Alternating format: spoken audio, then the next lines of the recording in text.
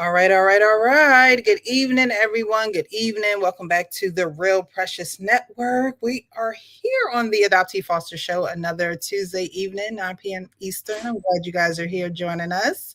Definitely hit that share button, hit the share button, hit the share button, hit the share button. I never asked y'all for no money. I didn't even ask for your sorry hand in marriage. Like, no, just hit the share button. That's all I ask. Hit the share button. Be respectful. That's really it. Because there are people who need to hear these messages, that need to hear these conversations, that need to know that it is possible to have these conversations and healthy to have these conversations. I think that most of I would say 90 to 100% of everyone who comes on the show, say how they didn't realize how healing it is to talk about their experiences as adoptees, former foster youth, replaced, or kinship adoptions, transracial. We've had a little combination on the show, so we thank you guys for being so hot, honest, open, and transparent, and sharing with us and sharing with the world an essence of things that adoptees face that they don't necessarily always talk about, that they're not open to talk about. But given a platform where we hold space for those type of conversations, I'm grateful that we've had the guests that we've had on to share with us. So thank you guys so much. Hit that share button, subscribe, and hit the bell notification, so you know when we go live. It's every Tuesday night, 9 p.m. Eastern. Very simple. But definitely hit the notification button just so you are notified in case you forget. Okay. Mr. Leon, how are you this evening, sir? Good. How you doing? I am doing well. I can't complain at all. Long day. I could complain. I could choose not to. Long day. But that's what's expected. And we're here for the show.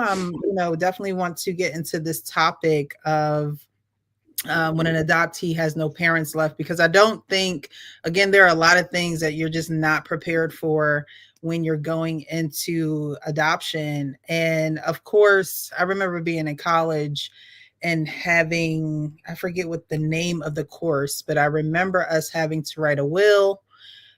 We had to write like goodbye letters, our marriage vows, family and something. I forget what the name of the course was, but it was daunting even in college, writing a will. Like, what am I writing? Leaving on my notebooks to, like, you know what I mean? But I guess it was just practice and getting you aware of the real world and what is going to come. And, I know you talk about all the time, sit down with your parents and have this conversation with them, because you just never know. However, some people don't get that opportunity to have those conversations. They don't get the opportunity to really think about life after um, losing biological parents and Hmm. adoptive parents as well. Because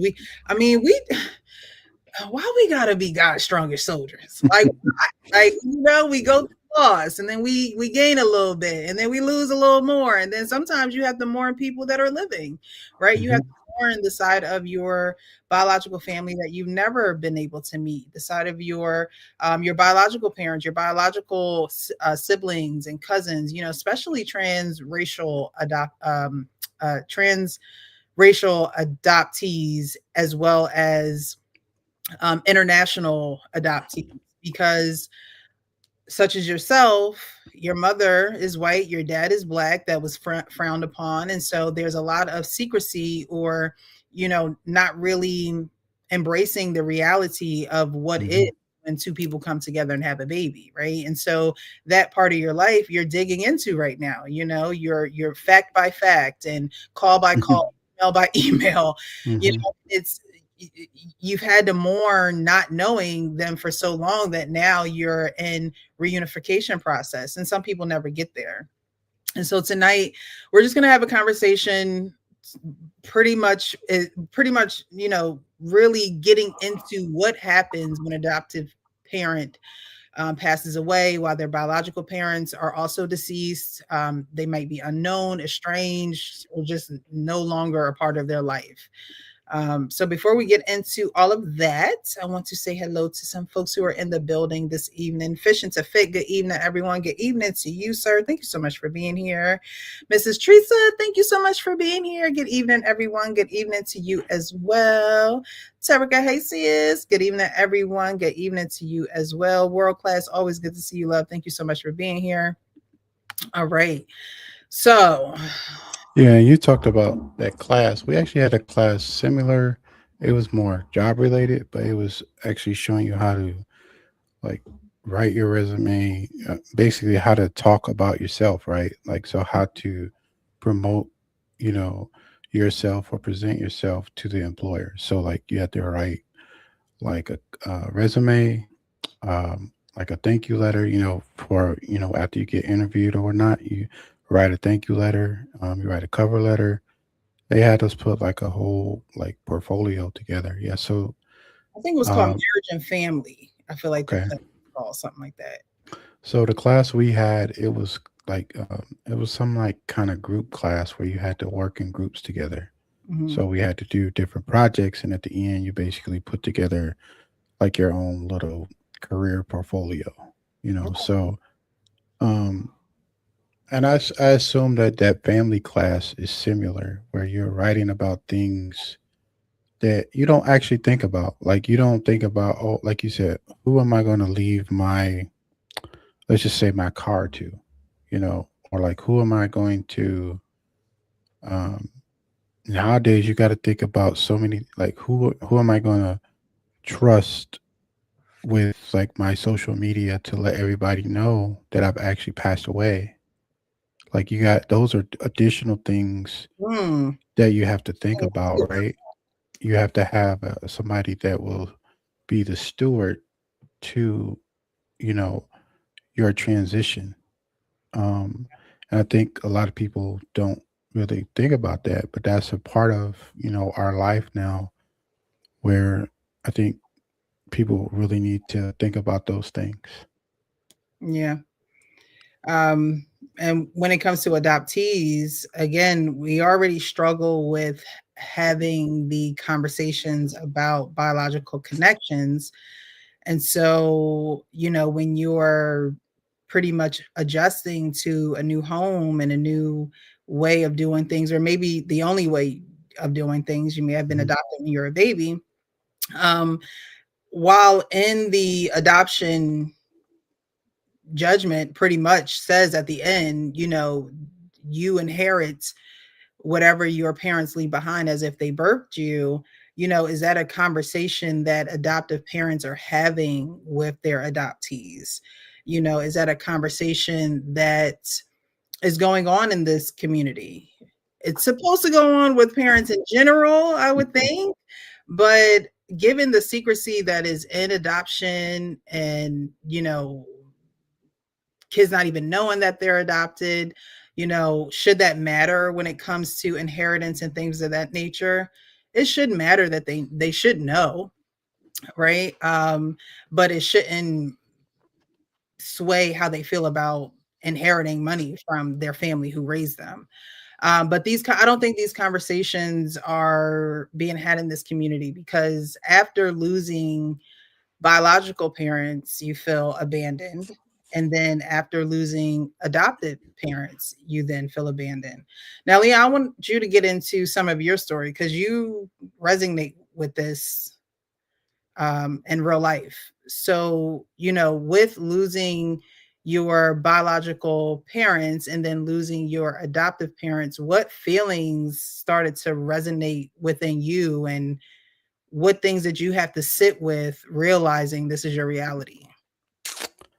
Um, I think that when you're adopted, your parents are the bridge to to the connection to your adopted family.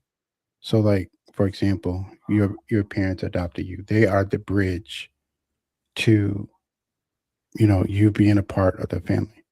Mhm. And I feel like when the bridge is gone, like so, depending on how close you are to some of your family members, that connection kind of, I don't want to say fizzles away, but it kind of just drifts away unknowingly. It kind of just when my mom passed, I talk about my mom a lot, my adopted mom, Mhm.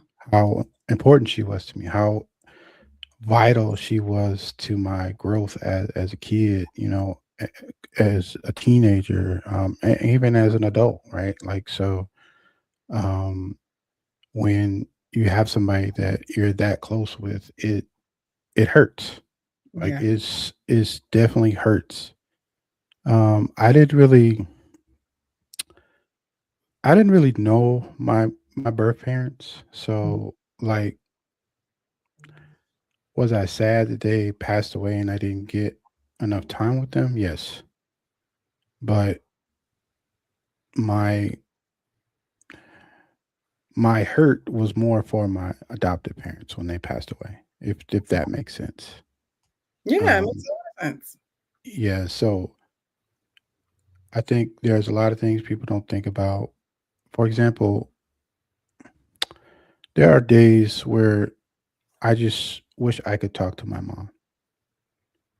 Like there were days like before she passed, like she would call me every day, like on my lunch break. And she Mhm. would just ask me, like, what are you having for lunch today? Just Eating.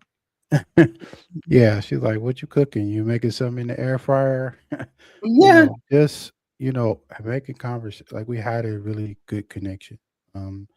It's unexplainable, um, but it definitely hurts, and you definitely feel like you're just roaming around the world Mm. by yourself. Like it's always like you can, a lot of people can go and talk to their parents and be like, "Hey, let's go hang out or let's do something." I can't do that. I can't call my mom and say, "Hey, I'm," or like sometimes I would go back to Detroit and actually surprise her. I wouldn't even tell her I'm coming. Mhm. I would just show up and she would just be like, "What are you doing here?" I like, "What do you mean?" But I would do stuff like that, especially when I lived out of town. I had to make more of an effort to go see her. And I think that's what people who don't live close to their parents, I think if you're not doing that, you should really make an effort to, um, you know, try to go see your parents a few times a year. Like if you live far away from them, because let me tell you, once they gone, it is a nothing you can do about it. It Yeah. is nothing that anybody can say that will make it better, you know. So you hear that noise? Child, it's a motorcycle. Oh,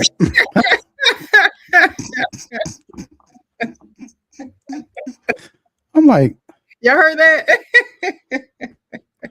I was like, I thought it was outside my apartment first, and then I was like, wait a minute. It was a motorcycle, but you're absolutely right. You talked about the adoptive parents being a bridge.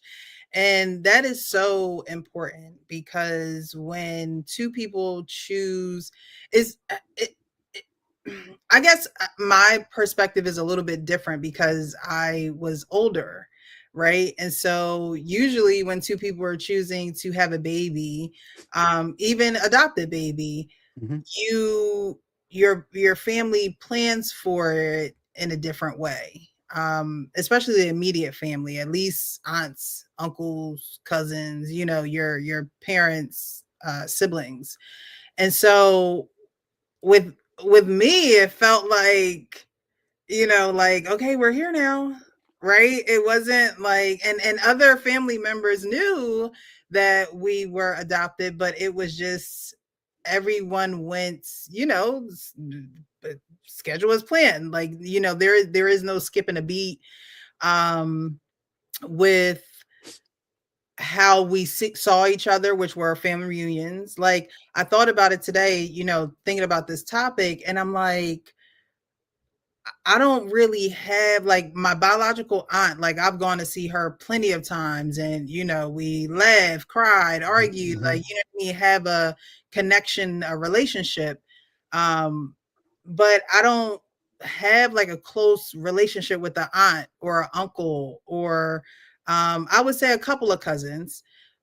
So it's like when you become adopted, you're really on an island by yourself unless other people embrace you the way that your adoptive parents are embracing you. And then, like you said, if you live out of state, then it's hard. Like we're the only family that live in this state.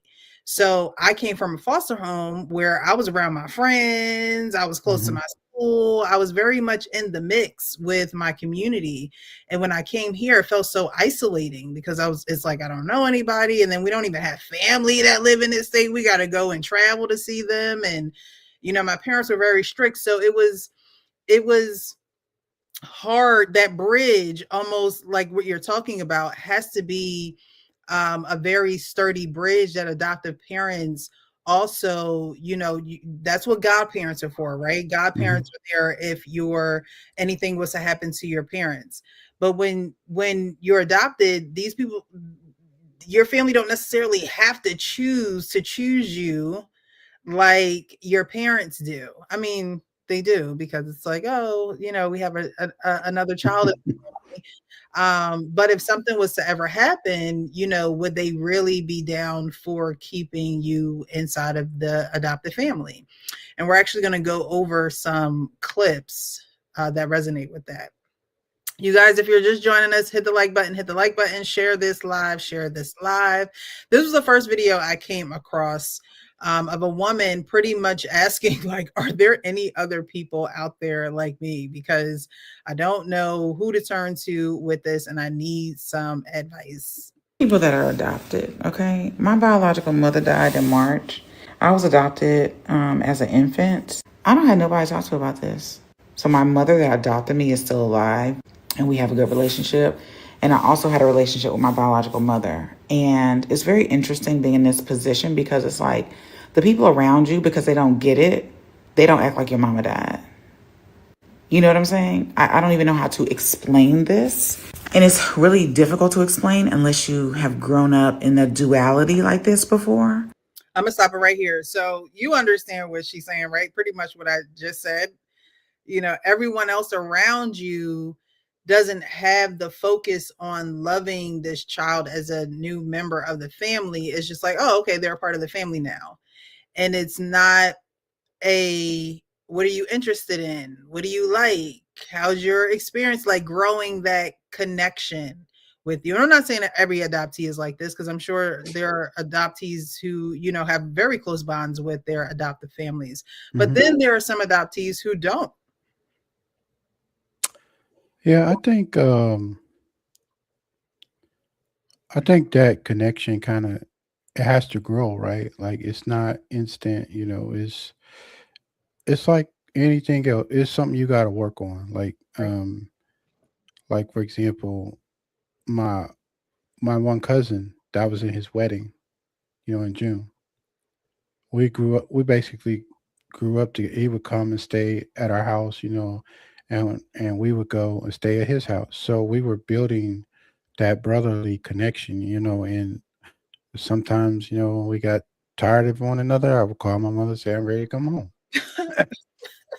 So like, and when she got tired of him, she was like, all right, I'm calling your mother, come Right. pick you up because I hadn't had enough. Right. Um, and then our other family members, um, they love you, but like you don't have that connection. Like you're just not vibing in the direction that they are. Um, and then as you get older, like you start to craft and align like your own life, right? Like so, the things that they like to do, you're like, I'm not really with that. But the things that people like to do, I try to support what they're doing. Like I support he wanted me to be in the wedding. I was like, yeah, sure, no problem. I'll drive up and, I'll be in the wedding. Mhm. And that just that connection just didn't happen overnight, right? Like that was years and years in the making.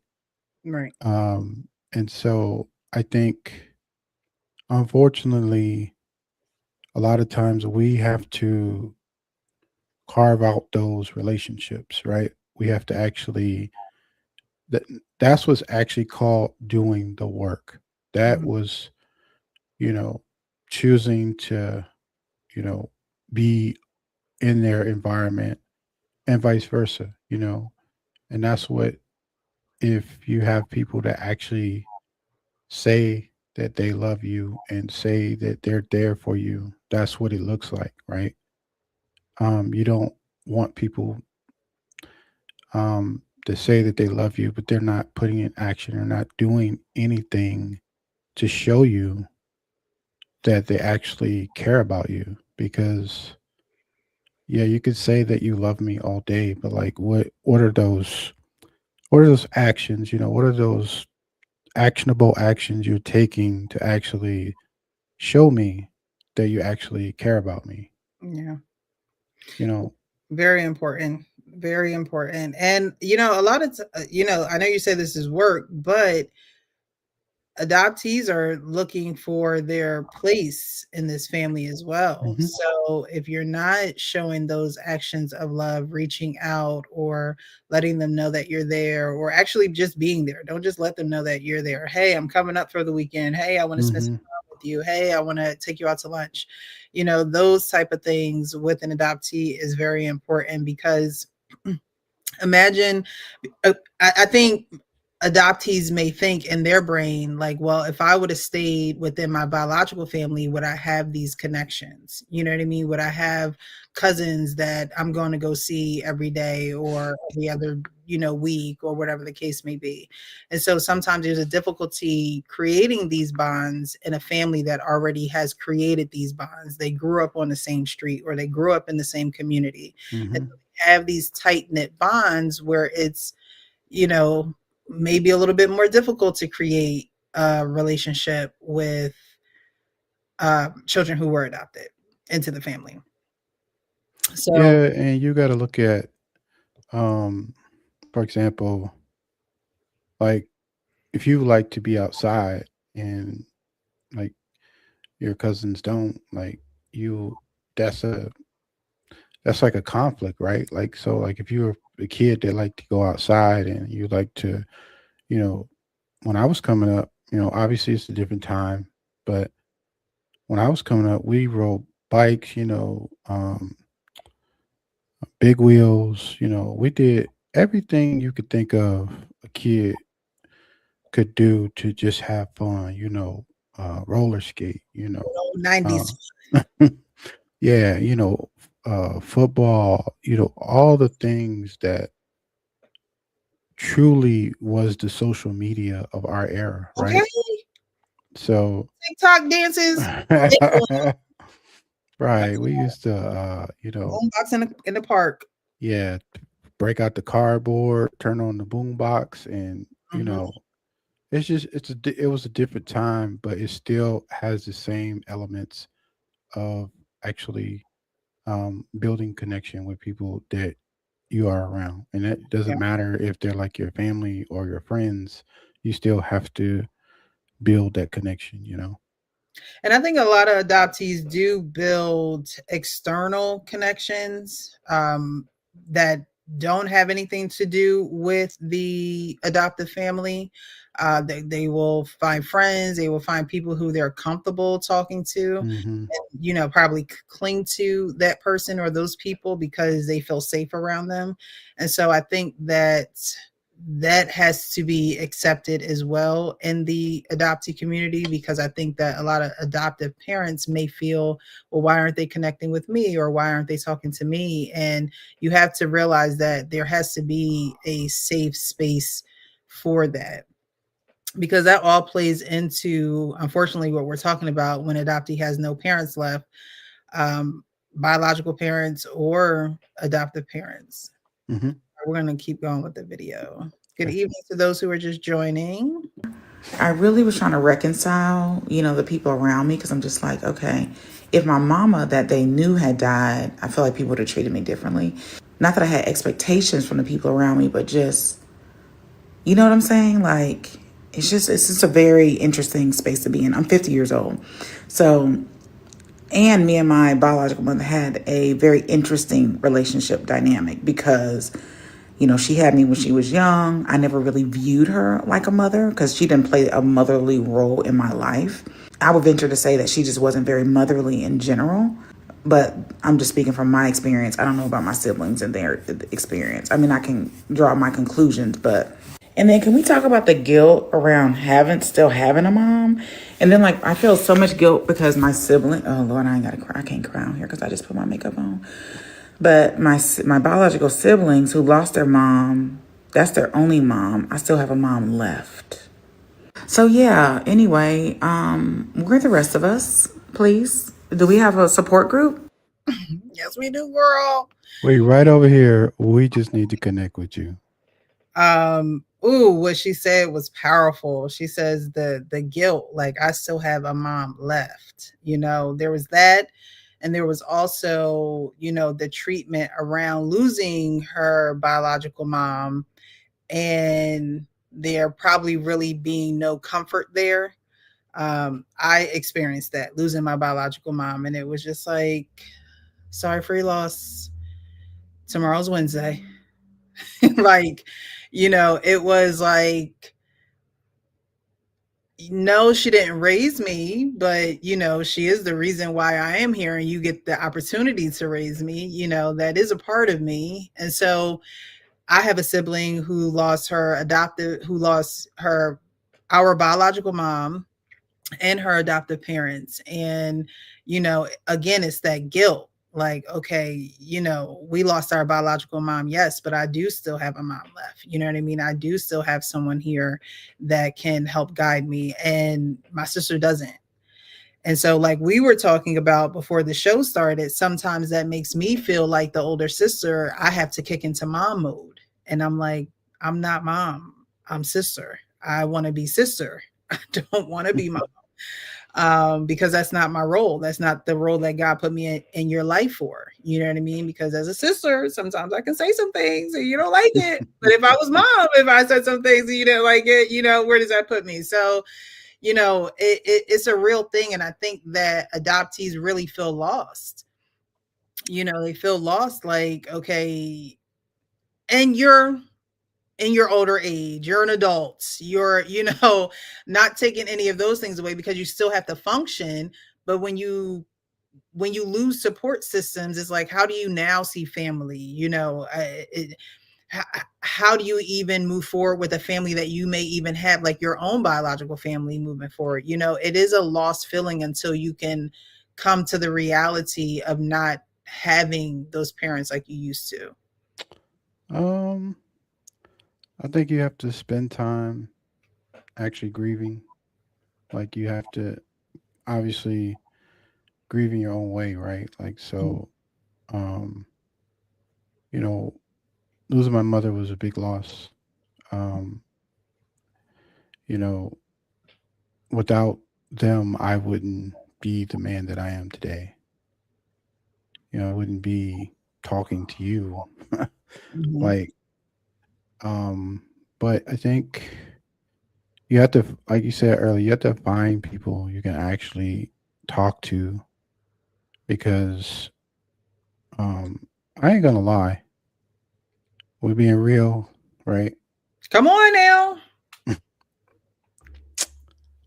I probably fell in a bout of depression Mm, because I had missed my mom so much mhm, and it was nothing I could do. Like she was gone and I didn't know how to handle it. I ain't gonna lie. mhm, They say losing your parents is the toughest battle you could have when you losing someone. And they ain't lying. mhm. They is So, not lying. what did you do to get up out of the depression? Um, I just started to. Um, one day I was just like, all right, you know, my parents wouldn't want me to be this way. Mhm. So I started getting up, uh, going to the gym. I started working out. Um, I talked to a therapist through work. It was my first time that I could ever remember talking to a therapist, Mhm. you know, and that really helped. And I still, I still talk to them every once in a while. Yeah, you definitely have to shift your mindset. Um, and I'm not saying that everybody can do this. I'm not saying that like the state that I was in, that everybody can pull themselves out of it. But I knew I couldn't. Like I literally, let me tell you, after I got all my bereavement time and I spent all my PTO time and I had to go back to work, I literally would just sit at work and try to work, stare out at the stare out at the window, Mhm. and I could not wait to get off of work so I could go Mhm. lay in the bed. Wow. Like so I did that for like 2 years and I was like, all right, let It's me snap out of this. And I'm not saying that I don't go through days where I don't think about my mom or like I don't get sad or every time I hear one of her favorite songs, I'm not saying I don't think about her, but it's different now, right? Mhm. And so you also have to, like you said, find people won't won't judge you. Like they're just there because a lot of times I don't think people realize this. Like when someone passes away, and you are a friend, sometimes people can say things that they may not think is cruel or out of context, but like emotionally, you're so you're so vulnerable at that time, Mhm. and any any little thing they say, you're like, what? You be like, what they mean by that? Mhm.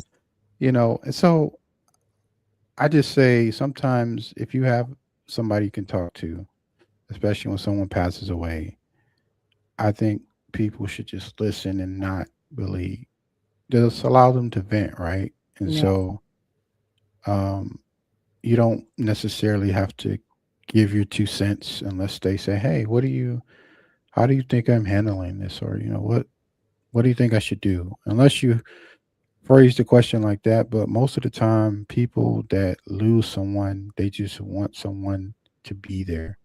Not saying that you can fix it, because obviously you can't because they passed away, right? But um, you're just wanting to have someone to listen to and be like, hey, I'm not feeling all that great today. Still think about my mom, and whatever the case may be, right? And so we just have to be mindful and be meet people where they are, especially in that vulnerability.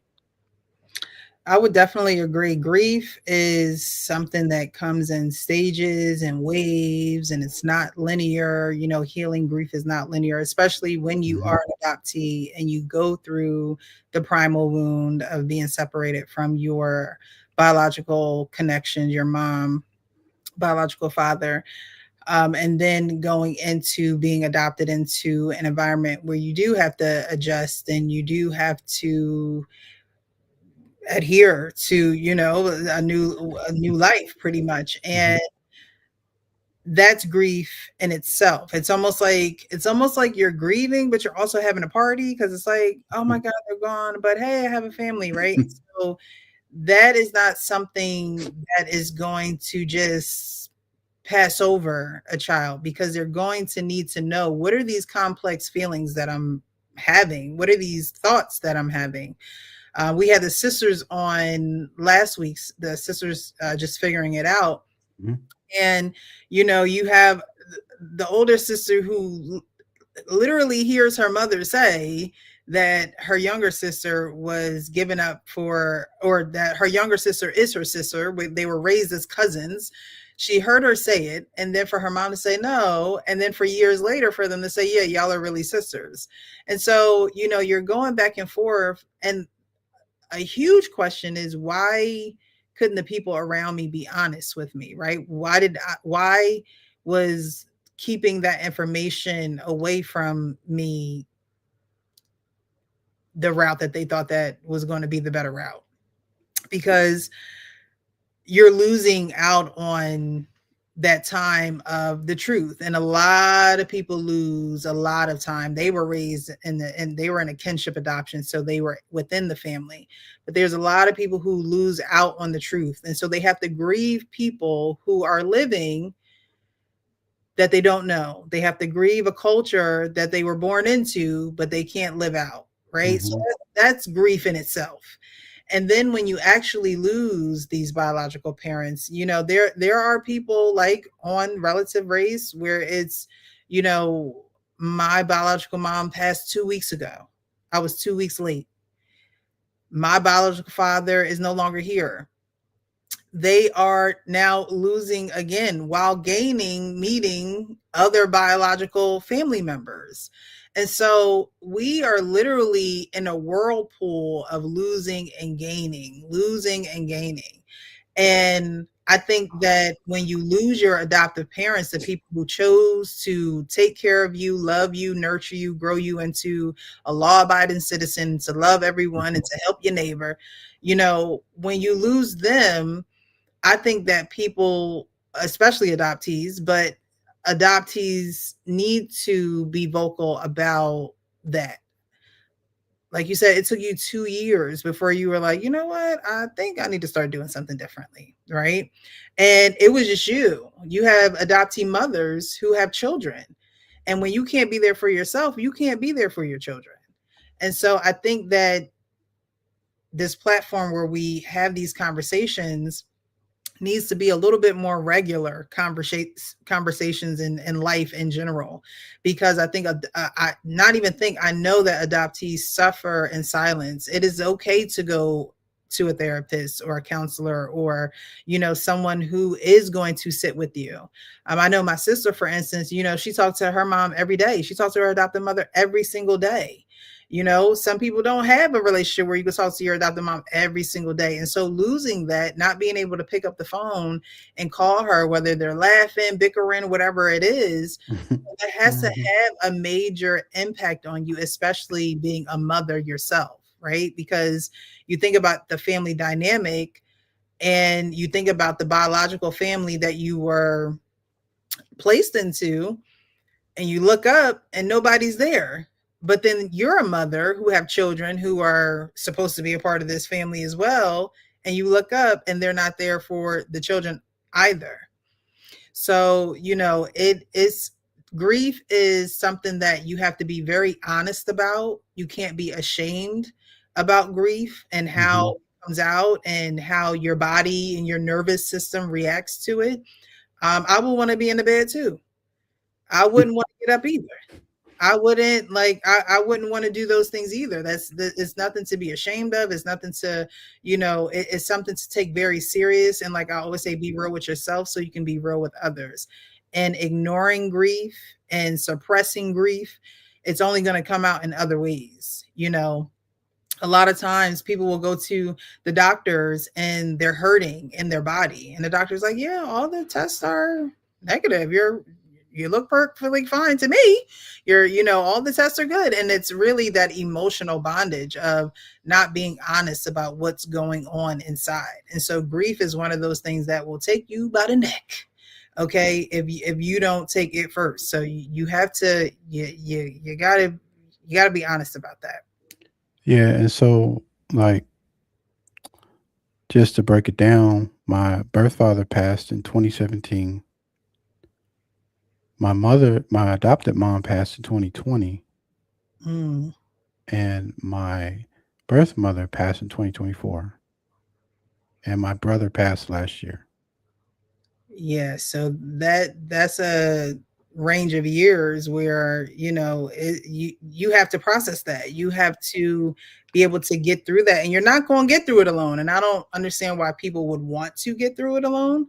And adoptees, we definitely need a community of adoptees to be there for other adoptees, because like the woman in the video said, it's like my biological siblings, they don't have the only mother that they knew, but I still have a mom. And so that it can put you in a again in the middle, that duality of, okay, I have but I don't have, you have but I don't have. Hmm. It's a sticky place to be in. All righty. Let's go on. All right, guys, thank you so much for joining. Hit that like button as you come in. So we're going to get into a clip. It's actually two clips, a part one, part two, off of TikTok, but we're an adoptee comes on and she's talking about how this happened to her, how her adoptive mother passed away, and now she feels like she has no one in her adoptive parent family who actually cares. Adoptive parents pass away when they're still children. I was adopted from foster care at 18 months old, and my mother passed away when I was 10. Her whole family collectively decided that they did not want to take in those adopted children. Now, they were willing to take in my littlest sister because she is my mother's biological daughter, so she is biologically their family. But for the rest of us, they just kept saying that we should go back to our family. Now, could you imagine? Could you imagine being adopted? Your adopted mother passes away when you're 12, 13, I forget which age she says. And the family that you're adopted into is saying you need to just go back to your real family. But we're going to keep the kid that's ours through blood. But y'all going to have to how do they expect kids to process this? You Like, can't, like, what? Hold on. So you're telling me that she was old enough to, like, they obviously don't want to deal with the trauma that this little girl has, and they feel like it's going to be too much. Um, because they don't know, they don't know how she's going to process this grief, right? Like, so, you know, she could rebel and start being mean and evil, or she could, I'm not saying that she did that that. was I'm just, up. Like, yeah, she was adopted at 10 months. yeah. Like, how she's gonna handle the grief, help her through the grief. This was y'all sister and aunt Hmm. or whoever, but this was also her mother. Yes, she adopted her. That's not her biological mother, but that's her mother. So to say, it's just crazy how the life of an adoptee can be in limbo. Literally, it could be in limbo if, like you said, that bridge is not created with the rest of the family. You know, when my mother passed, my adopted mom passed, I knew that my life would change in Mm, so many ways. Like, um, yeah, they are the connection, like in the DNA. When you see the DNA things spinning around, they are the connection. I'm not saying that we're related, but I'm saying that they are the connection to the family. Like they're the ones that brought you into the family, and the family has chosen to accept you. Um, and they're doing everything they can. But in this instance, it doesn't sound like they were. It doesn't sound like they were on board.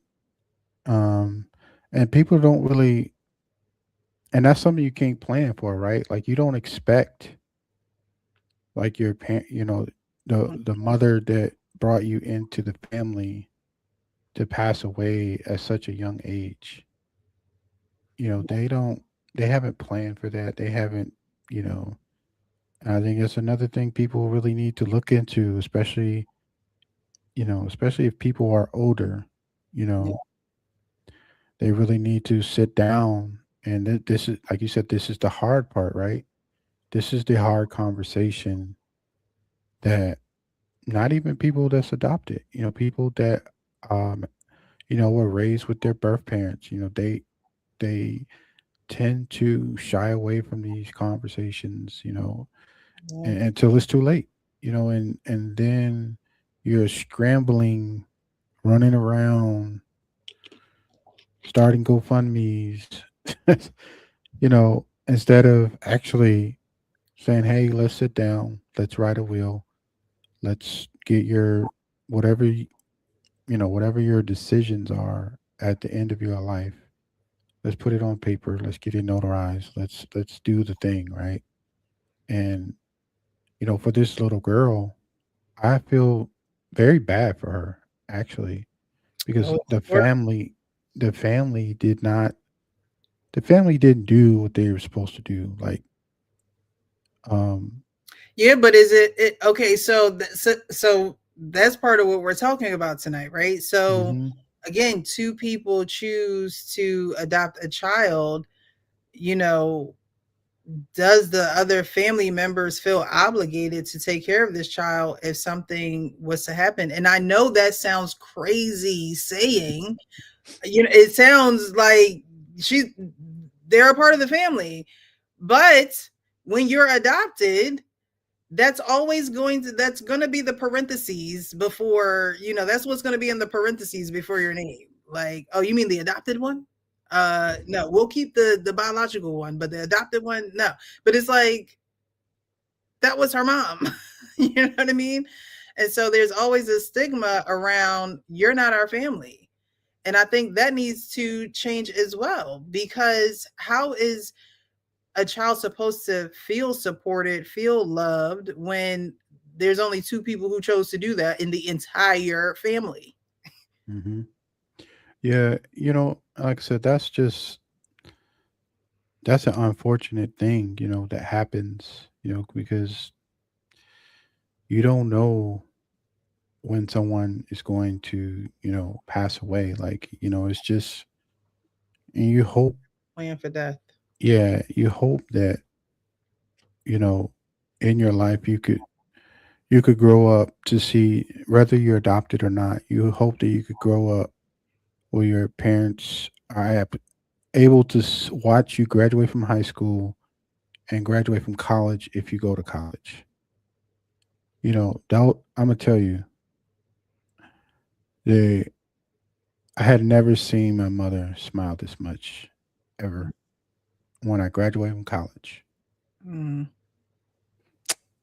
And they they asked me to speak at the um, commencement. nice. Never did this before ever in life. Let me tell you, my hands were sweating, my face was sweating. My mother, she was there. She was like, "Look, just relax, take a deep breath, take your time."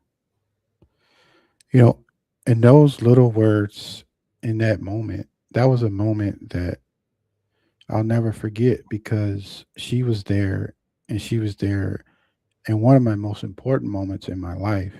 And also, it was an important moment for her, Hmm. to see me graduate.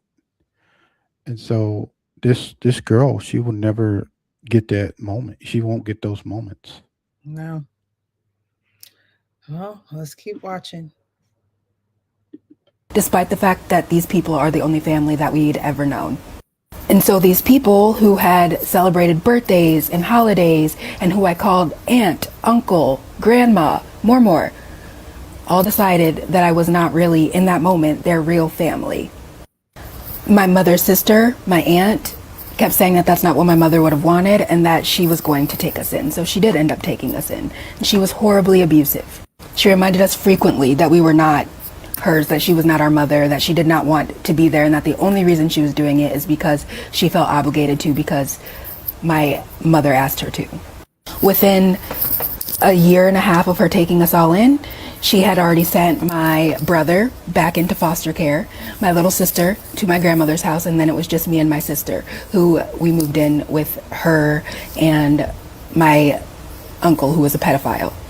My aunt reminded us constantly that we were unwanted and unloved by the rest of the family, and that she was the best that we were going to get, pretty much. And to be honest, she was correct. I remember that conversation like it was yesterday. My mother had just died, and they were all in the kitchen screaming at each other, saying that we should go back to foster care.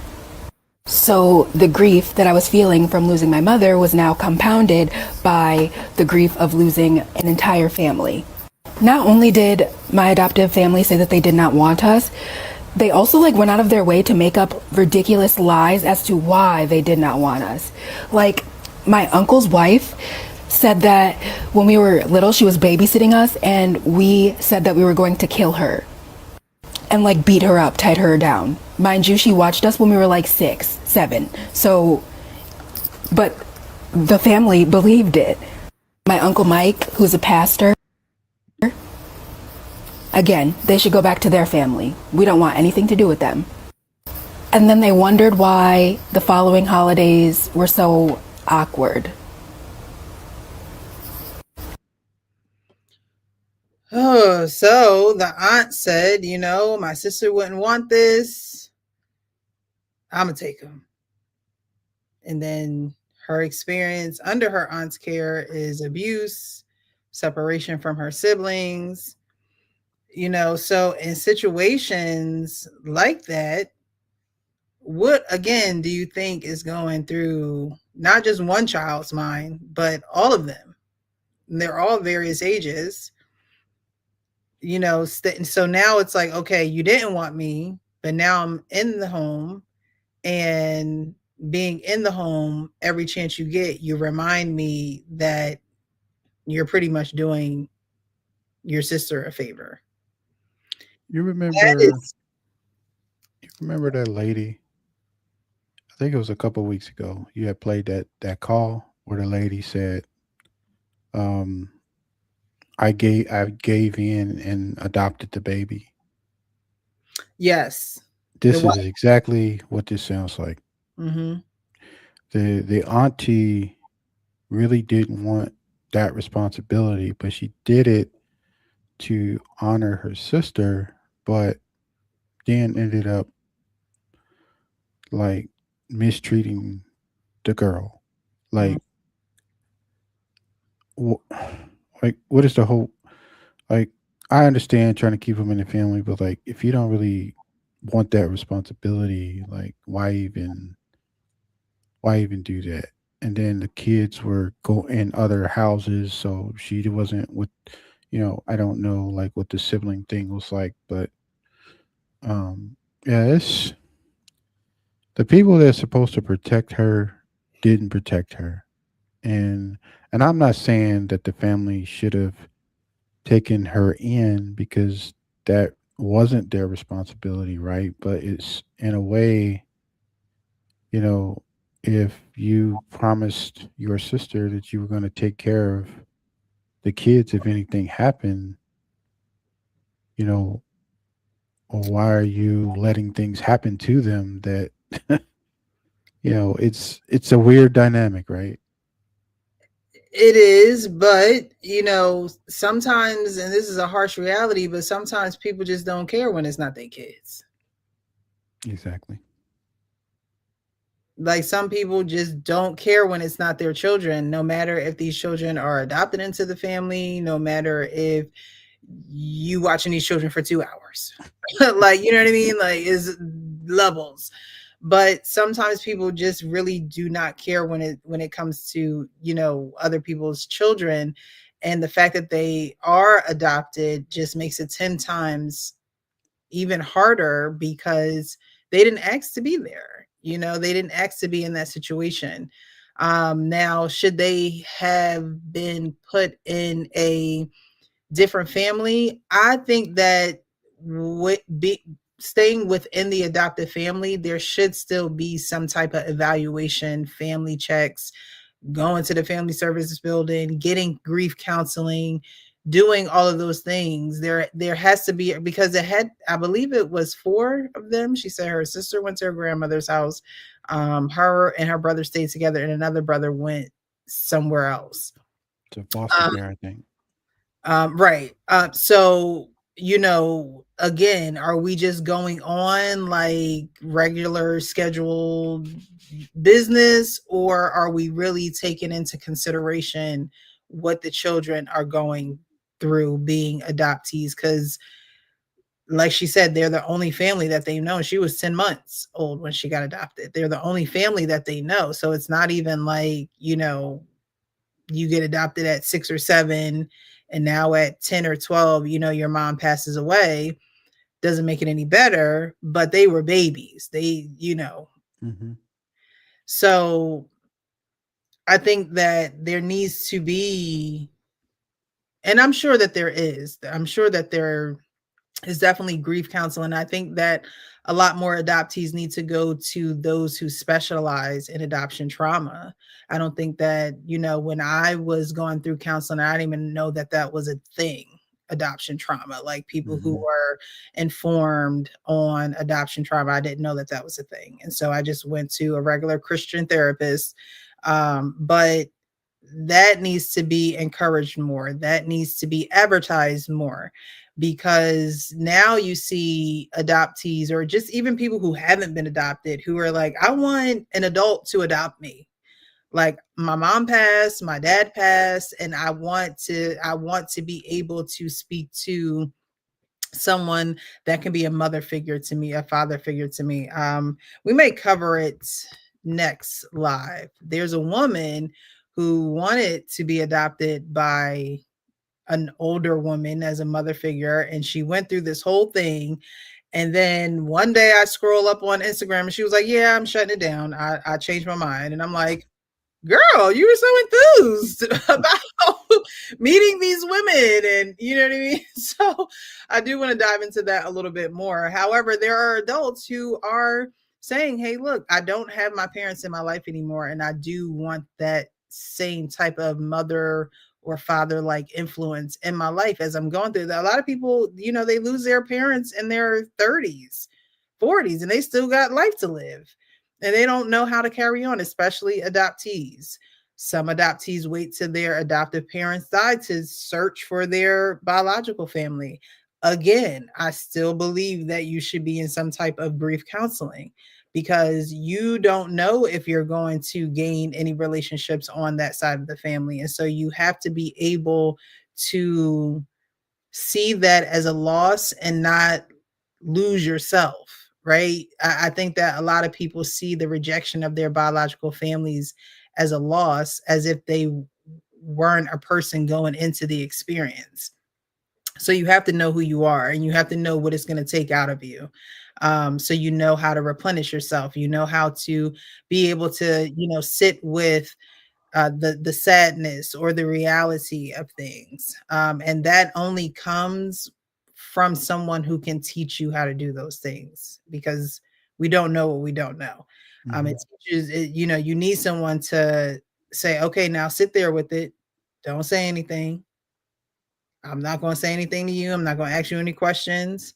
Someone that's going to say, okay, after the session, I want you to go home and read this chapter and this chapter, and do the chapter analysis at the end of the workbook. Someone that's going to get you in the practice of catching yourself in those moments. And I think that adoptees don't have enough people saying, hey, it's possible to control your grief. It's possible to control your anger. It's possible to know what triggers you, but this is also what you can use in those moments when you're getting to that height of emotion. Coach Chelsea says that really would cause a spiral and trigger even more of an identity crisis that's already there. Yes. Because again, the adoptee doesn't ask to be there. So you're in an adoptee's mind. It's like, why am I going through this? Why at 12 do I have to figure out who wants to keep me in their home? Like, why at 12 am I worried about, am I going to be out on the street when this is the only family that I know. To me, that says a lot about those who choose to adopt and really just do not invest in a child's emotional well-being, and not only within the home, but again, you have to foster these relationships outside your home as well. Now, if you're not doing that because family members outside of your inner unit aren't safe to be around, you also may want to reevaluate adopting,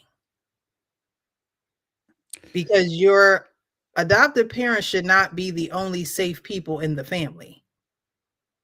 This child is going to have to know family dynamics. The child is going to have to be integrated into a family. You can't just adopt children and think, okay, we're just going to live on this piece of earth on this side of the planet.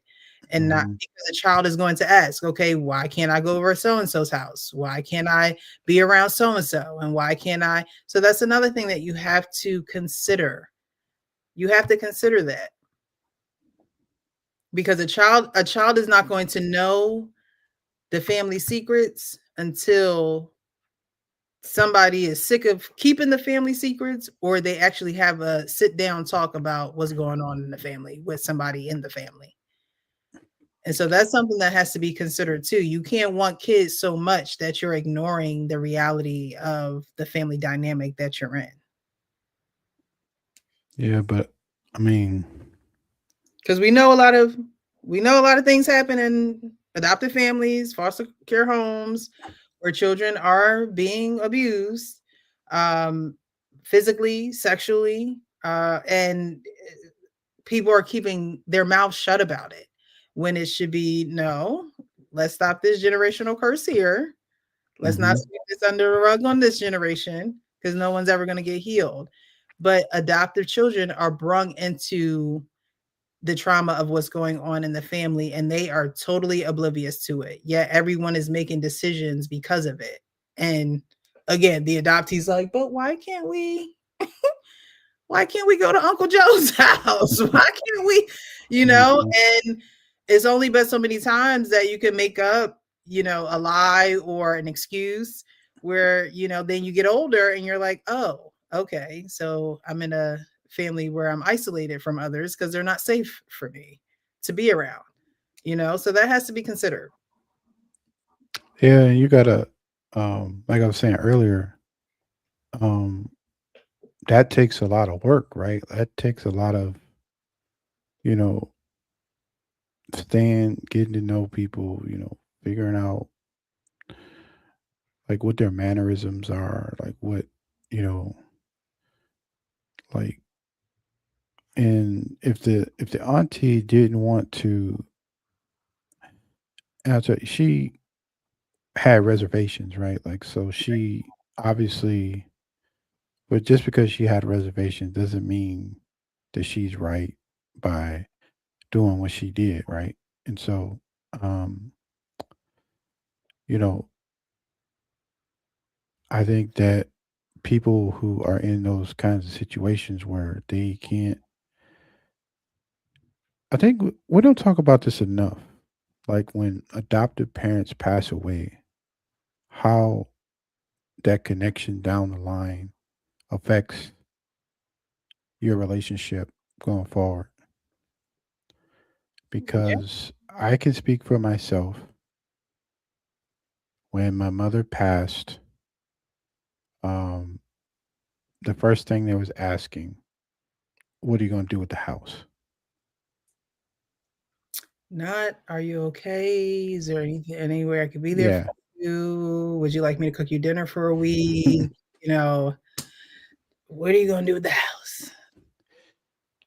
And there's so many, and it's not just in my family. It's so many people in families that are so, they get so nosy and so money hungry about things that really at the time are not, really don't need to be discussed. Mhm. Like you said, can I bring you anything, or can I cook you something, or do you, you want to go have a drink or something, just something other than um, what my responsibility lies after, Sure.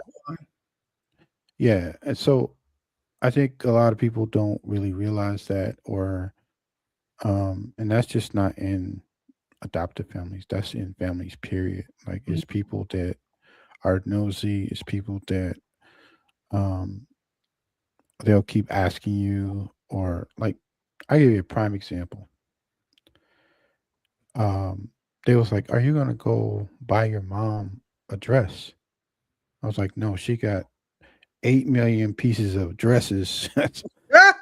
in this house. I'm gonna pick out one that I would like to see her in.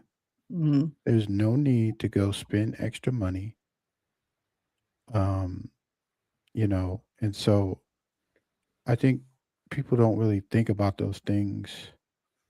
Um, or they could just be compulsive spenders where they want people to see them in something that they bought. And to be honest, like, I let other people pick out the dress. I just said, I want to see it before you make the final pick. And because at that point, my mind was in left field somewhere in Mars. Mhm. Like, like the day of the funeral, like, I was just sitting in my mother's living room, like, I can't believe this. Mm. That was like the longest day I ever had in my life. And then they were like, "Well, when we're at the funeral, they're like, so do you want to close the casket?" I said, "You want to have two funerals?" Ooh. Mm. No way I could have did that. Like, I was not in any shape to do that. Right. But what I'm saying is, I think people have to be more understanding, and when someone passes away, we shouldn't be talking about what's going to happen with their car, what's going to happen with their house. Like, Right. eventually that's going to get taken care of, right? Like, so we should really be talking about, you know, or How we listening. gonna keep the family Yeah. tradition going? Who Yeah. want Sunday dinner now?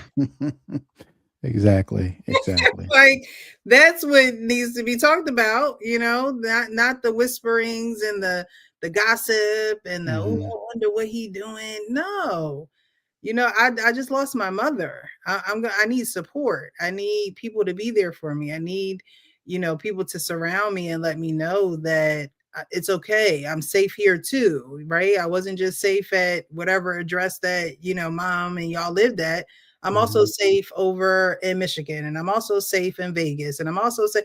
Like you have to feel that, and I don't think that some adoptive parents just facilitate those relationships because there's no reason why. And again, I think that people associate with it, well, they're grown, they're living their own life, they have their own things going on. But again, we've dealt with the primal wound, and now dealing with the physical wound of you actually not being here anymore. That is going to conjure up feelings of for an adoptee of that first loss, of that first either you were placed for adoption or you were given up, whatever the situation was. It's going to always trigger that initial feeling of loss, that first time it took place. And as an adult, yes, it's your responsibility to heal, but like you said, you don't get to choose how grief deals with you, right? And so people need to be understanding to that, especially understanding to those who are adopted, who are losing again. And that's another thing. A lot of people are not probably educated because they don't feel like it's their business to be educated on things like that. But this is why we have this platform where we say the uncomfortable things out loud, because folks want to keep everything, nice little Hush, hush. tempo, Hmm. like everything's beautiful, and that's not always the case. These things need to be talked about because they happen in real life. An adoptee is going to lose their biological parents one day, and then they're going to also lose their adoptive parents one day.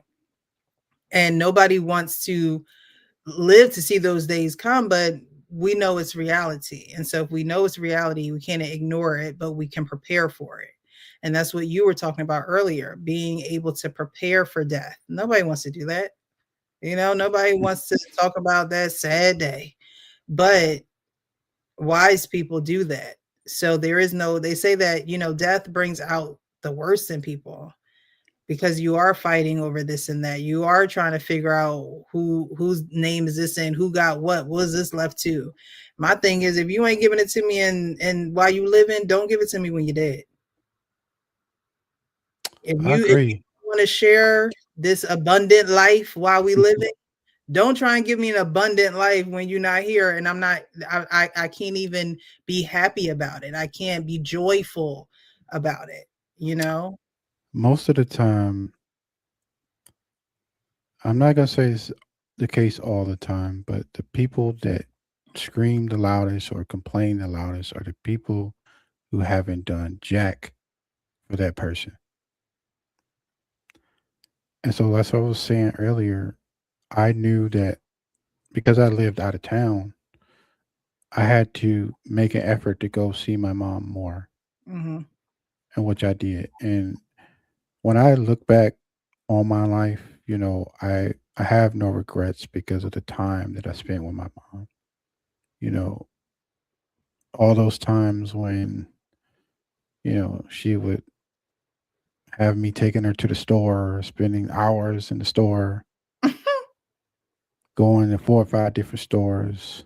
Um, those are moments that you can look back on and say, I don't have any regrets because I did it the way that I wanted to do it. I didn't do it the way other people would like me to do it.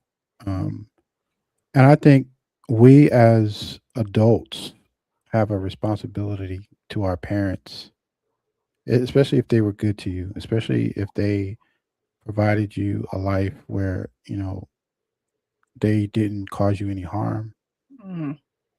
Like, you owe it to them to, if you're able to take care, to be there by their side and honor what they want, and so um unfortunately I didn't get to go to my birth father or my birth mother's.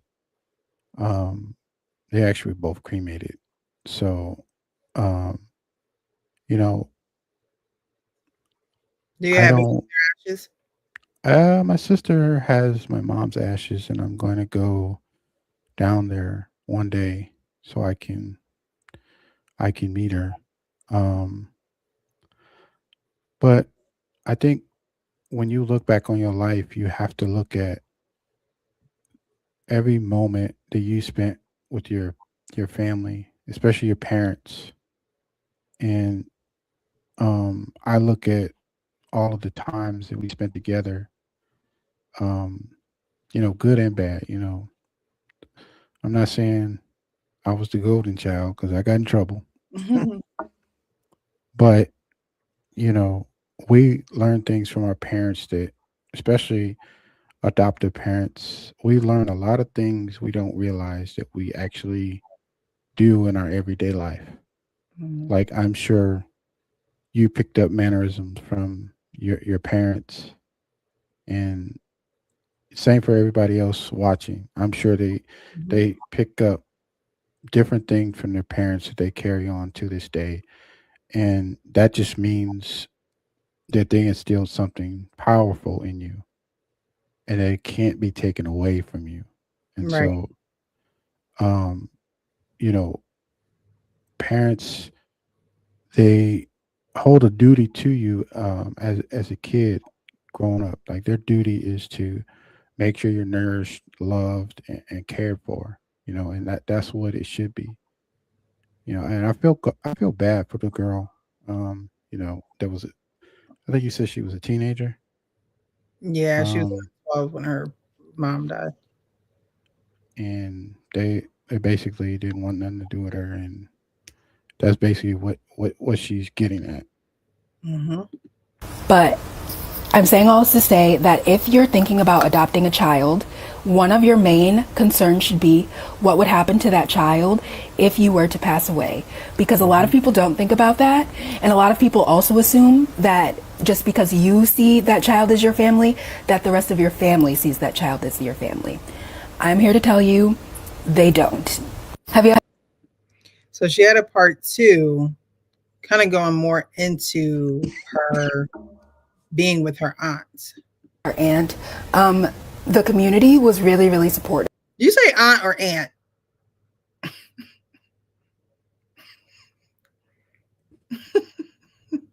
Do you say aunt or aunt? I don't know what answer I should say. What do you usually say? I say aunt. That's what I say too. I'm like, aunt? I don't know. I guess it just depends on Where you what from? part of the country Yeah. you're from. They felt really bad for us kids, but it was very apparent that they really, really felt bad for my aunt.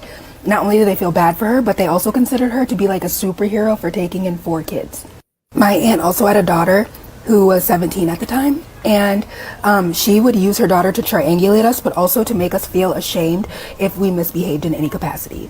And what I mean by that is she would say things like, yeah, you guys lost your mom, but my daughter really lost her mom because now I'm here with you guys. If I got a bad grade, she would be like, well, my daughter would never get a bad grade. If I snuck food, she would be like, my daughter would never do this. Meanwhile, her daughter was allowed to just go in the kitchen and eat when she wanted to, so it really wasn't comparable.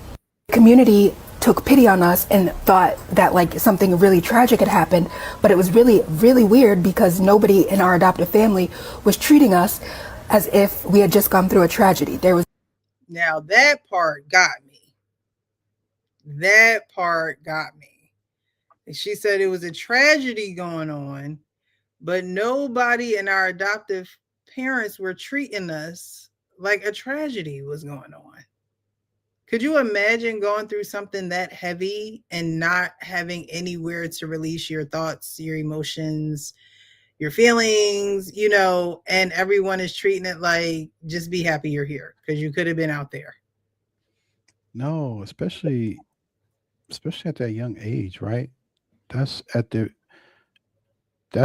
tip of where you're really starting to build your own identity. Mm-hmm.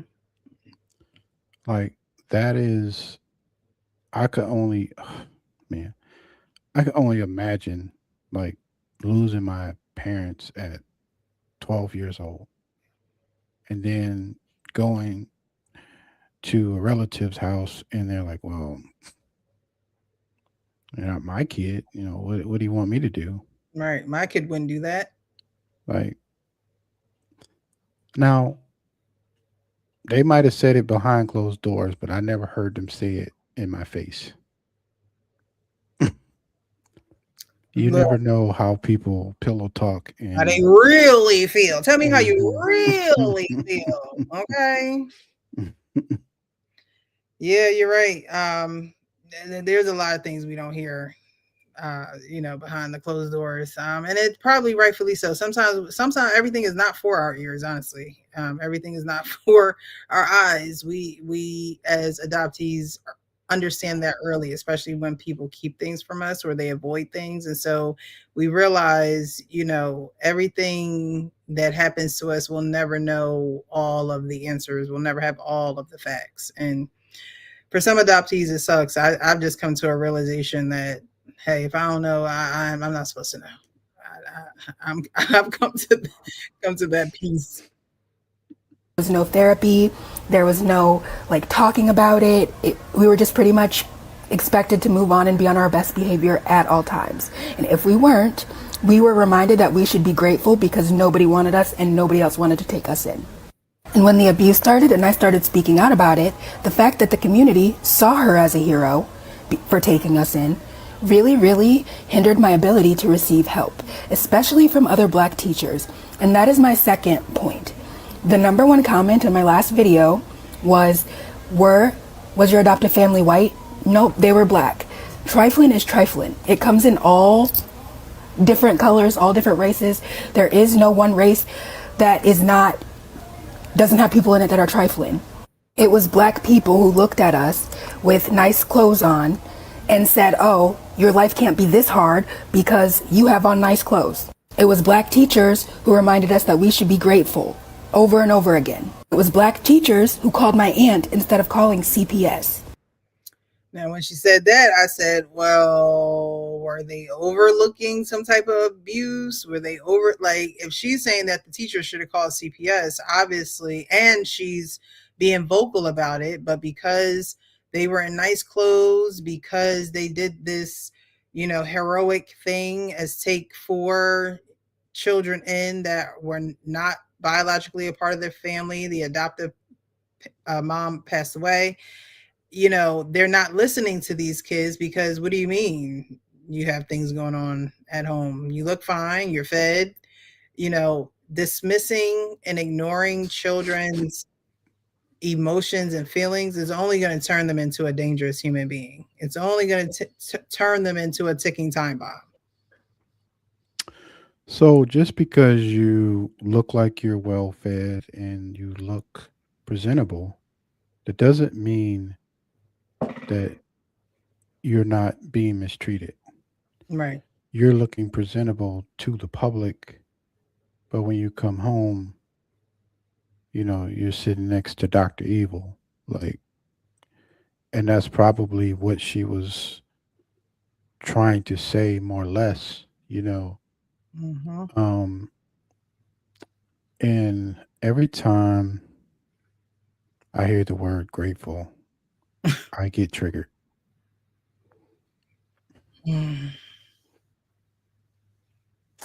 Because people, obviously, she was adopted because she was whatever the situation was that brought her to that home, right? So she was probably, in a situation like I was, or, other children. But, you know, um, if she's being mistreated and the teachers are telling you to be grateful Mm-hmm. or telling you are lucky, that just means that's a problem that we have in the community. Um, Whether you're adopted or not, is when people are throwing you signals about being mistreated, or they want you to pick up the signs, right? Like um, and we're not, and we're not being receptive. It's just like you'll hear stories all the time about when people say they've been um, abused or they've been mistreated, you know, by a family member or a close friend. They Mm-hmm. will immediately tell you to stop lying. That didn't happen. That didn't happen. Mm-hmm. But it happened because you experienced it. And so I think that we as humans really need to take a step back and look, because you see all the time on the news, and I've talked about this before, where some people, not all, they adopt people just so they can mistreat them. Like, and that's definitely not what we're advocating here. Like, we are wanting people to have the best outcome, but also be educated about things that happen in the community, and also, living the daily life of an adopted person. Like what I talked about it before, just staring out at the playground, mind just in a, in another zone. But um, I think that I hope that she is able to get some help, because she don't want to. She seems young, so she could probably, get some help and really help her, process all of that. Yeah, she definitely is going to need someone to assist in processing all of it because your mother passes away, your adopted mother passes away, her sister adopts you, and now you have to go through that trauma and Hmm. abuse. And so that makes an adoptee not really want to cling to anyone. You can't trust your teachers. Shit, I mean, like, who can you like? You know what I Who mean? can you trust? It's a lonely world. It really is. And people really Hmm. don't realize that for adoptees because we only make up 2% of the population. Hmm. 2% of the population lives a world totally different from what we live. And so when you have people who speak up, of course there are going to be people like you need to be grateful because they don't understand the experience. That's all they can say. So, when people say you need to be grateful, maybe the response should be you need to wake up. You need to face reality. You need to, because it's not like a child walks into a situation not wanting to belong or not wanting the truth or not wanting to be comforted and supported. But when you are getting the total opposite of what you desire as a child, and then you throw, well, you should be grateful on top of that, it's almost like, huh, Grateful for getting mistreated. Like, yeah, like what are we talking about? what exactly, are you supposed to be grateful for? And so it doesn't compute in a child's head. It doesn't compute. I didn't even make any decisions to be in this situation right now. So, I don't think that even children who are born to their biological parents, my child owes me nothing. Like, even if I was 85, 90, and she chose not to take care of me, I can't be mad at her. I can't, like, I don't know. Maybe I just think about things just differently. Because there are some parents like, well, my children better take care of me. And it's like, well, pump the brakes. You chose for them to be here, not the other way around. And I'm not saying that children shouldn't, help their parents out. But at the end of the day, the decisions that you make are not the decisions that other people have to make because you're making them. Yeah, I don't know.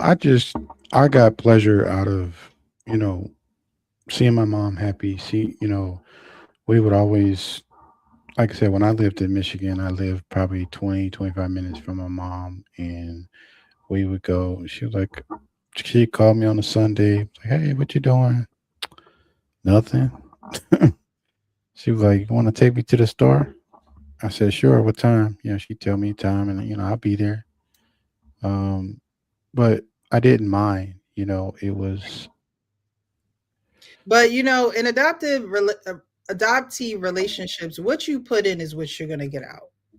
mhm, Right? What you put in is what you're going to get out. So if you putting in just a roof over a child's head, just clothes and just the physical things, and I'm not saying that children shouldn't be grateful for them for those things, but if that's what you're putting in and you're expecting a close relationship and you're expecting other things to come out of that, you have to ask yourself, did you put that into the relationship too? mhm. Because with adoptees, they can feel very lost in some families because they don't have that safe ground. So it's easy to be like, oh, let me, pick up my mom or call my mom. You also mentioned that your adoptive father passed before your adoptive mother, right? He Right. passed when I was 20. So now is you, your mom, and your brother. Hmm. So, mom is going to reach out to her sons because now she doesn't have a spouse to reach out to.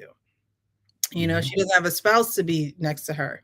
And, that's another dynamic within adoption as well. Because when you get to a certain age, the marriage is the marriage. Like, you grown, you at a certain, you can fend for yourself. I'm pouring this love and care over here. You're good.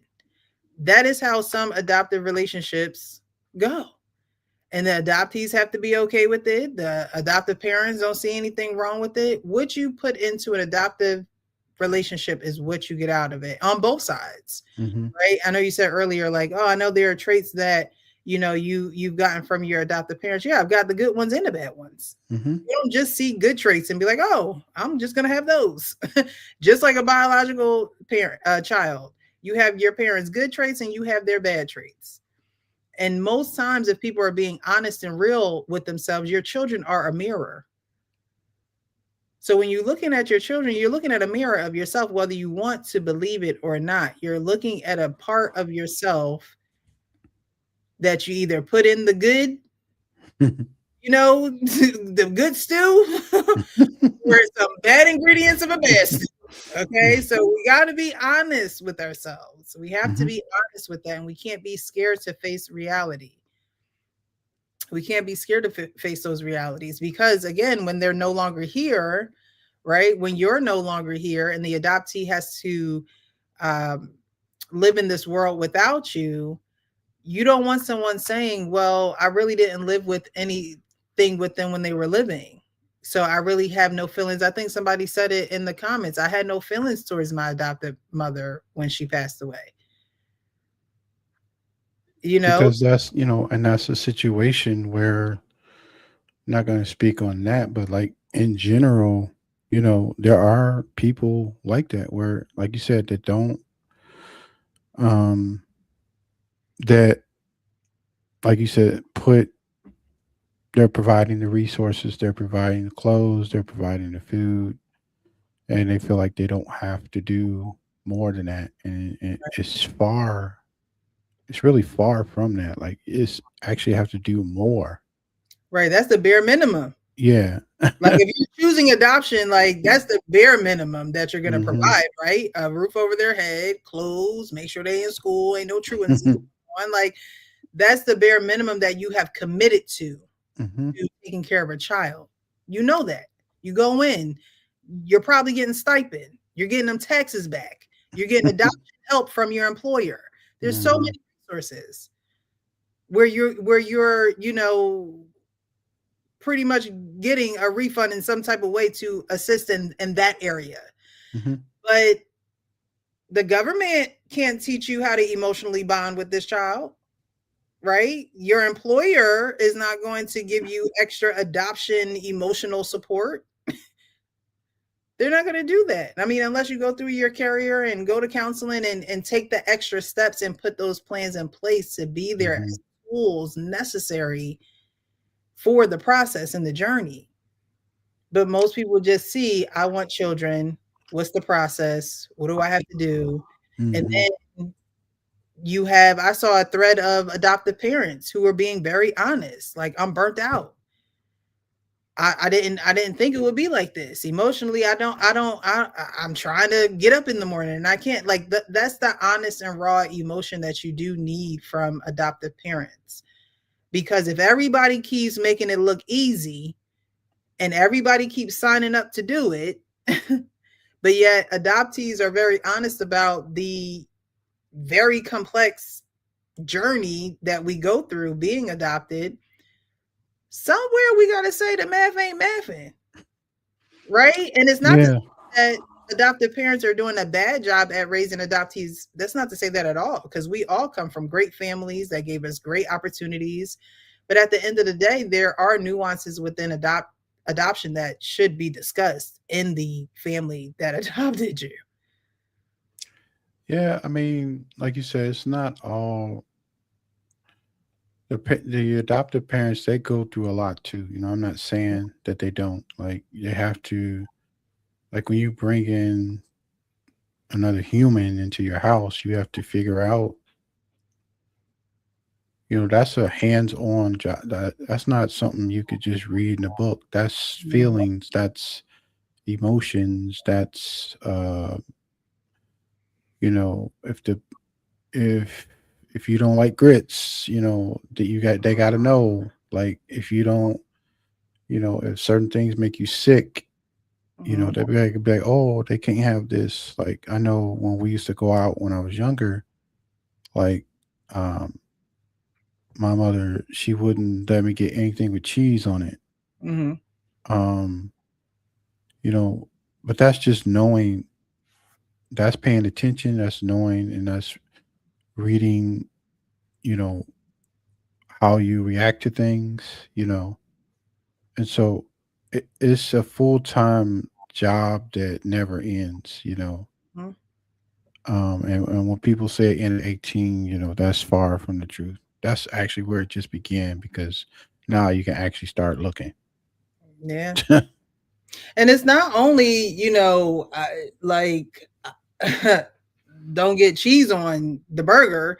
It's also, I know if I'm in a certain environment, this might be, oh, like the stimuli might be too high in here for him. I know that he doesn't operate well when it's loud or when there's, flashing lights or like, you know what I Hmm. mean? You have to, that's why I also encourage child psychologists because again, they will let you know where the child is at mentally and emotionally and put it in terms that's very easy for the child to understand as well as for you to understand, and that's so you don't grow weary in the process of adopting a child, right? That because adoption is not just the day that the ink dries in court. It is every day after that until the adoptee dies, until the adoptive parent dies, until like it is every day after that. And so we can't get so I always say like I'm adopted, but it's almost like a marriage, right? It's like you're in it forever and you have to learn people and you have to learn emotions and you have to learn communication. Hmm. I always say that being adopted is almost because you're legally binding instead of an adult, it's a child to a family. And so if those bridges, if that emotional safety is not laid at an early stage, early and often, it's going to be a little difficult later on down the line. And then it's going to be even more difficult when you're not here because now the adoptee is saying to themselves, who am I now without my adoptive parents here? And what does family look like for me moving forward now that they're not here? And I think that a lot of adoptees have to redefine themselves. They have to redefine what family looks like, or friends, or companions. They have to redefine that for themselves. And it's not always an easy road to take. And so I wanted to, definitely speak on this topic tonight because more adoptees go through this than are talking about it. And I think that knowing that you have a community is accountability of joining one when you have these issues. It's like if you know they're out there, join them. Don't suffer in silence. Don't continue to suffer in silence. Hmm. Join a group. Go to therapy. Shop around. Therapy is not a one size fit all. You need someone you're going to be comfortable with. Again, I would encourage to definitely seek out someone who is adoption trauma informed so that they can be speaking your language. Not saying that regular therapists aren't. I'm just saying that they are not educated, in that trauma. That I think I was watching something and they were adoption. What were their roles? Um, I believe it was a course in college and they were training to be some type of attorneys, like family law attorneys. And Hmm. they were like, well, what do you guys learn about adoption? And she was like, not much. And it's like, if you're not learning much about part of our family system, then, we have some problems because that means those children are not going to get the help that they need. They're not going to get the recognition that they need in order for their feelings to be seen and heard, and. Just understood. So definitely take advantage. Yeah, I think more people suffer with this than we actually like to admit. Hmm. Um, Obviously, I think times are different now where we can actually speak about this, and obviously they're using TikTok, to, you know, see if people are out there. And I think they know people are out there, but they're really doing it for their own self therapy, right? So I think that talking about it actually helps you. Um, like when I met you over a year ago, I was not doing this Right. online.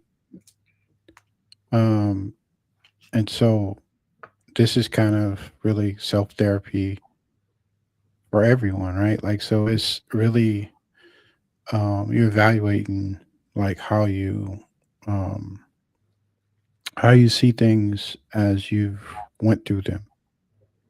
Um, the little girl, I feel kind of bad for her because she's such a young age, and the other lady that lost her mom. You know, it's it doesn't matter if you're adopted or not. Losing a parent is one of the most devastating emotional experiences you could ever have. Because just because a person passes away, that doesn't mean that you're not going to think about. That's how grief works. You know, is one day you're driving and then you might hear one of your parents' favorite song, and Mhm. you'll be like, man, I wish they could be here. I told my Or, sister, um, I said, it is going to hit me when my biological father passes away. Like, it's going to hit me like a ton of bricks. We talk every day, we have conversations, we've had memories just riding down long country roads, having conversation, laughing, being able to just be myself, no hmm judgment, no critical, hmm told her, I was like, it is really going, like, I am going to be a hot mess. Like, I know this now. I'm going to be a hot mess because, like you talk to your mom every day. That's a connection where when that stops or that is no more, it's a reality that you have to face. Like, it's a reality that it's like, okay, that text is not coming through today, and it hasn't happened yet, but I just know that that is going to be a hard time for me. It really is. Yeah, I mean, me and my mom, we were very close. It's no secret. You could tell when I talk about her.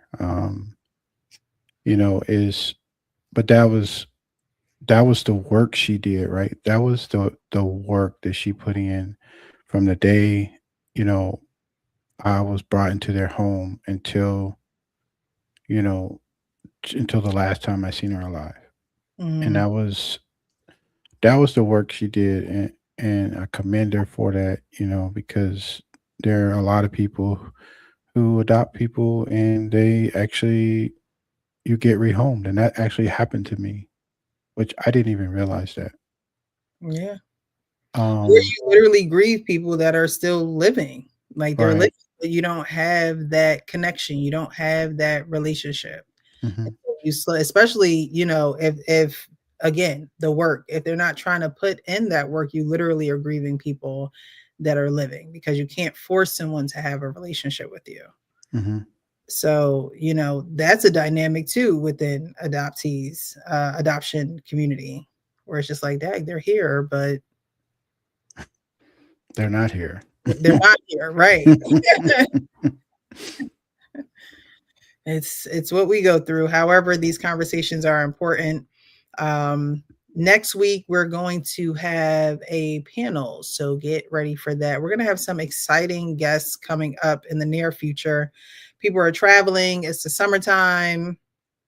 People have their own engagements going on, and so in the fall, early fall, we're going to be having some interesting guests come on. I'm excited. I'm very, very excited. I'm actually traveling this weekend to Maryland to do a podcast, so I'm excited about that. I don't know when it's going to air, but I'll let y'all know.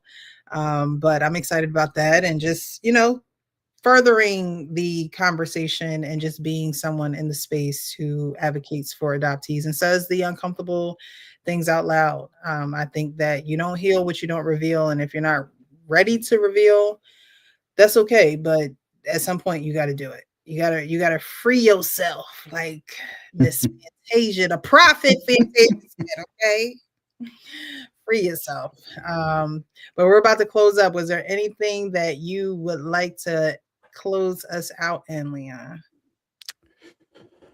Yeah, I just want to reiterate how important it is, especially for you, to have that conversation. I don't know how you're gonna have it, Me and either. that's It's going to take a work of God. You keep saying it. and for people in the chat, like Yeah. if your parents are still living, if you have spouses, I think you guys should really take the time to actually talk about these things. What's going to happen when you transition? Yeah. Because that is, you know, those are things that nobody likes to talk about. I get it. But speaking from a person that went through this recently, like, trust me, you will be thankful that you did it. Um, and as always, we appreciate you guys joining for the conversation, tapping into the chat.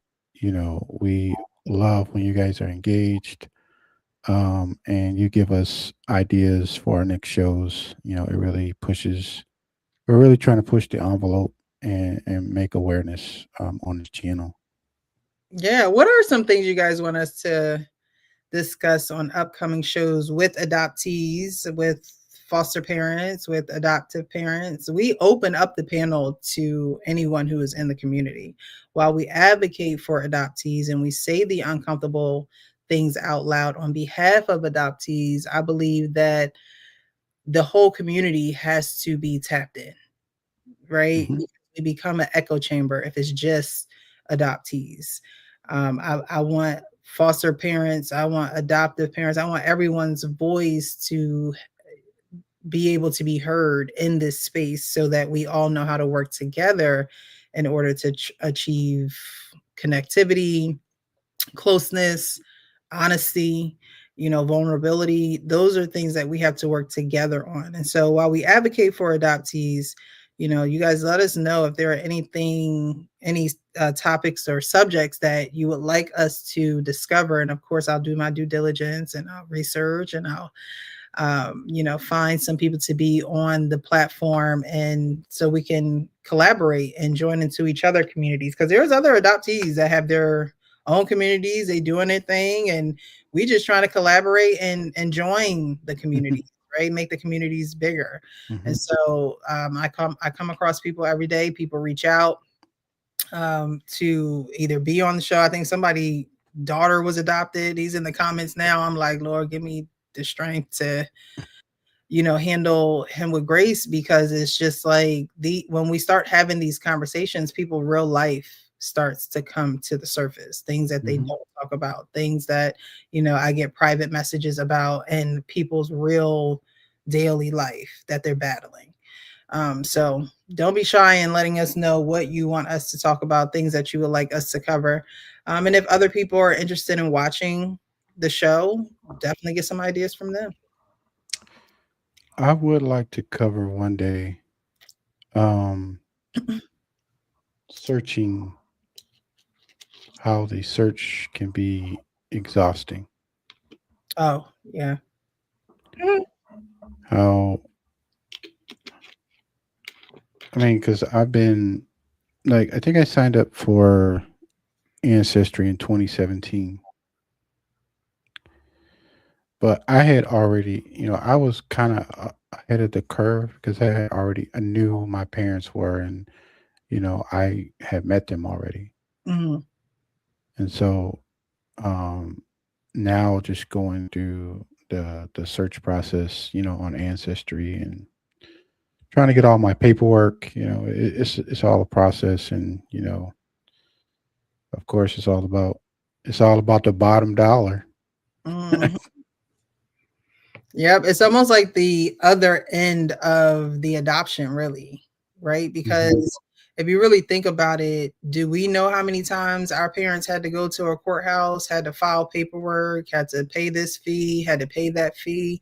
And then it's crazy as adoptees when we want to know about our lives and who we are and our birth certificates. It's like we're doing the same exact thing. We're going to the courthouses, we're paying this fee, we're paying that fee. And that's why it's just easier to just be honest, open, and transparent with your adoptees. Save them the money, child. Save it. Save them the heartache. Save them, the more that you could be supporting in their journey to find out who they are within your family, within their biological roots, within their culture, the more supportive you are in that journey, I don't think that, you have anything to worry about. But it's those who want to keep secrets, it's those who want to ignore emotions and act like they don't exist for the adoptee when they do. That's when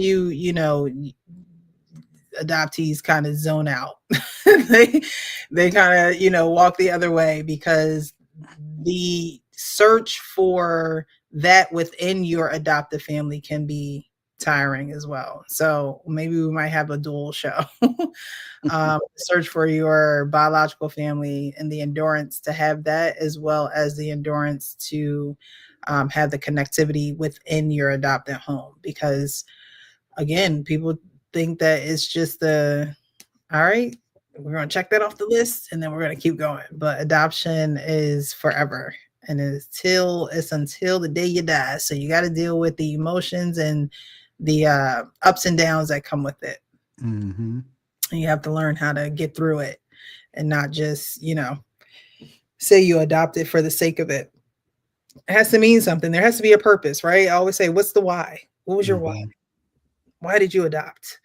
And then when we have guests, it's always, how did you become an adoptee? So it has been an awesome night. Thank you guys so much. We will be back here tomorrow at Wednesday at 9 p.m. Eastern. We will have the men's forum. So if you have any time, some spare time, just come chill with us. And it's just me and the guys. We talk about different relationship behaviors that should be focused on, so that we can change those, so that we can have better relationships, at least see within ourselves the things that need to be changed. We can see that in others sometimes better than we can see it in ourselves.